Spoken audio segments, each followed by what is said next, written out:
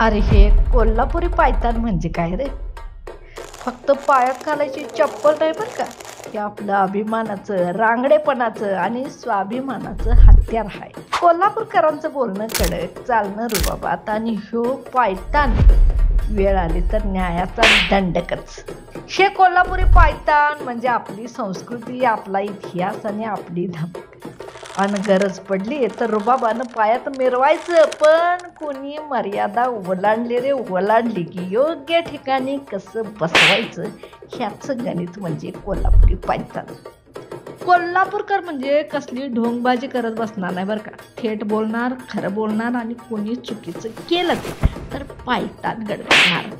इतिहासाशी गडबड कराल, अन्याय कराल, कोल्हापुरी पायतान तोंडावर येईल ह्याची खात्री बाळगाच. हे पायतान पायात घातलं की वर्षानुवर्ष साथ येतं, पण येळ आली तर पाटीत वळसा घालायला बी कमी करत नाही. कोल्हापूरकरांचं पायतान म्हणजे नुसतं नाव नाही तर जबरदस्त ताकद आहे, ताकद. कोल्हापुरी माणूस प्रेमळ आहे, पण कोणी जास्त हुशारी दाखवली की इतिहासाशी छेडछाड केली तर मग हे पायतान बोलायला लागतं.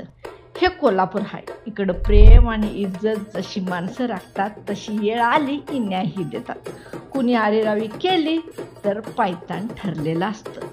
तर हे असं कोल्हापुरी पायतान फक्त चप्पल नव्हं बरं का, तर कोल्हापूरकरांच्या शान, रुबाब आणि रांगड्या बाण्याचं जिवंत प्रतीक आहे.